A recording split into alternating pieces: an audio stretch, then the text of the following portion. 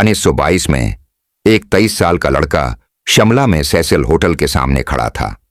वो इस होटल में बतूर क्लर्क काम करना चाहता था, लेकिन उसकी शक्ल देखकर होटल का गार्ड उसे हटा दिया, अंदर जाने की इजाजत भी नहीं दी। उस वक्त उस लड़के के बारे में किसी ने ख्वाब में भी नहीं सोचा होगा। मुस्तकबल में न सिर्फ उस होटल का मालिक बनना, लेकिन हिंदुस्तान की सबसे प्रतेश होटल चेन्स में से एक बनाना। ये ओबराय होटल्स की कहानी है। साल 1998 में गैर मुनक़सिम हिंदुस्तान के सूबा पंजाब में मोहन सिंह ओबराय पैदा हुए। वो सिर्फ 6 माह का था जब उसने अपने वालिद को एक वबा में खो दिया। उसके बावजूद मोहन की मां ने इस बात को यकीनी बनाया कि वो तालीम हासिल करे। 16 साल की उम्र में कॉलेज की तालीम के लिए लाहौर चले गए और DAV कॉलेज में दाखिला लिया, और वहां उसकी जिंदगी में 2 अहम चीजें रोनमा हुईं। पहले उसने अंग्रेजी में बातचीत करना सीखा, और दूसरा उसे जूतों के कारखाने में पार्ट टाइम नौकरी मिल गई। वक्त के साथ उसने गहरी समझ पैदा की डिजाइन और पैदावार के अमल का। सबसे पहले वो एक आम कारकन से सुपरवाइजर बन गया, और फिर कलवक्ती इंतजामी अहदे पर फायज हुए। गुर्बत से उठते हुए मोहन ने महसूस किया कि अब उसकी जिंदगी बस गई है। लेकिन फिर कहानी एक मोड़ लेता है। रूलट एकट के खिलाफ पूरे हिंदुस्तान में मजाहिरे शुरू हो गए। अंग्रेजों ने नाफिज किया, जिसने बहुत से कारोबारों को बुरी तरह मुतासिर किया। चंद सालों की जदोजहद के बाद 20वीं सदी में जूतों की फैक्ट्री भी बंद हो गई, और मोहन रातों रात बेरोजगार हो गया। इत्तेफाक से उन्हीं दिनों में मोहन की शादी ओशरान देवी से हो गई, और एक नौजायदा लड़की का बाप था।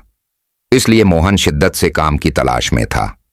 उस वक्त उसने एक शहर में हुजूम किया, मुंतकिल होने का फैसला किया जिसने उसकी पूरी जिंदगी को बदलना था, और वो शहर शिमला था।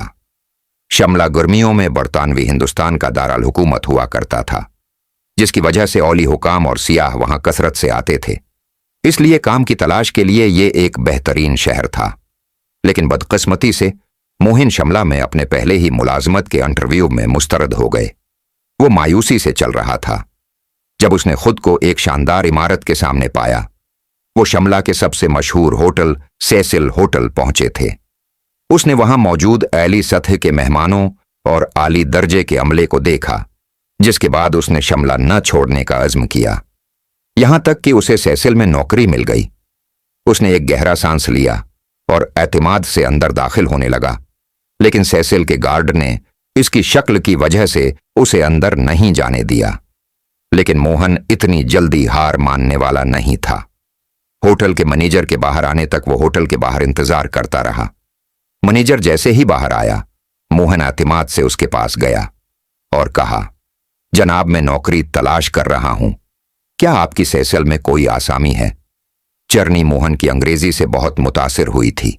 अगले ही दिन उसे सेसिल होटल में नौकरी मिल गई, बतूर क्लर्क 50 रुपए माहाना तनख्वाह के साथ।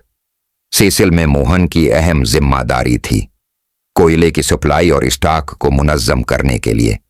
जल्द ही उसे ख्याल आया कि होटल के बहुत सारे पैसे बचाए जा सकते हैं कोयले की धूल गेंदों का इस्तेमाल करते हुए। न सिर्फ ये गेंदें सिसती हैं, बल्कि ये बॉयलर्स को भी काम कर सकती हैं। उनकी सिस्त जलाने की खुसूसियत की वजह से पूरी रात और सुबह जल्दी पानी गर्म किया जा सकता है, सिर्फ कुछ आम कोयला शामिल करके। उसने उस ख्याल को अमली जामा पहनाया और होटल को बहुत ज्यादा मुनाफे हुआ। उसके अलावा मोहन टाइपिंग और शॉर्ट हैंड लिखना भी जानता था। जल्द ही उसने मैनेजर की दस्तावेजात और खत लिखने में मदद करना शुरू कर दी। ये सब देखकर मैनेजर ने उसे गेस्ट क्लर्क के अहदे पर तरक्की दे दी और उसकी तनख्वाह भी बढ़ाई।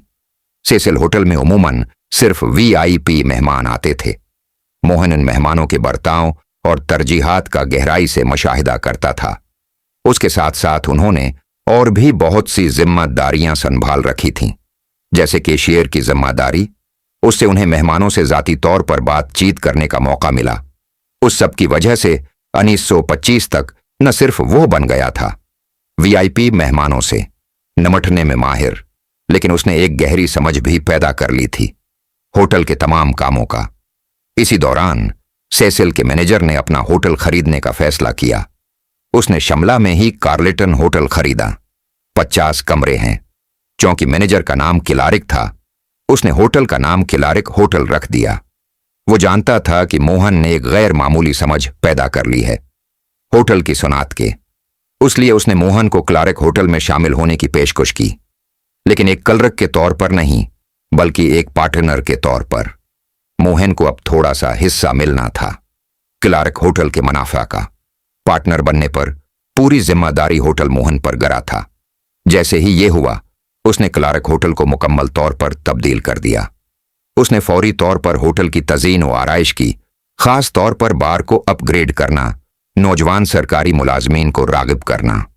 उसने जाती तौर पर अंग्रेज अफसरों से राबिता किया, उन्हें अपने नए होटल में मदऊ किया और जाती नौइयत की खिदमात पेश करते हैं।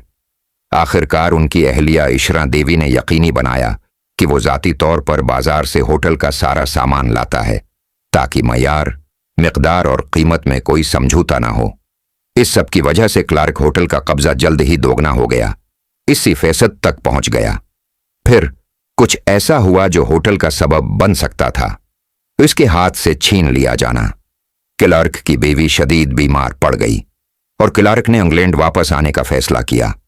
20,000 रुपए में होटल बेचने के बाद मोहन बहुत मायूस था। इतनी मेहनत के बावजूद होटल का मुस्तकबल गैर यकीनी था और उसके पास खुद उसे खरीदने के लिए पैसे नहीं थे। हालात को देखकर इशरा देवी ने अपने तमाम ज़ेवरात बेच दिए, लेकिन वो फिर भी काफी रकम जमा हो गई, नहीं कर सके। बाकी रकम का बंदोबस्त करने के लिए मोहन ने ज्यादा शरह सुअद पर कर्ज लिया अपने गांव के एक साहूकार से।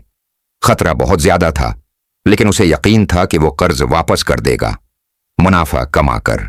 34 साल की उम्र में मोहन सिंह ओबराय बन चुके थे, क्लार्क होटल का मालिक, लेकिन उसके साथ साथ इस पर बहुत बड़ा कर्ज था।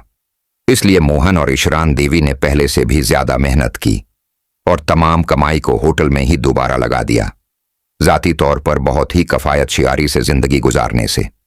बुलाखिर 2 साल के अंदर उसने कर्ज की पूरी रकम होटल में ही लगा दिया, वापस कर दी, होटल को कामयाबी से चलाकर। मोहन की कामयाबी की एक बड़ी वजह उसकी बातचीत की महारत थी।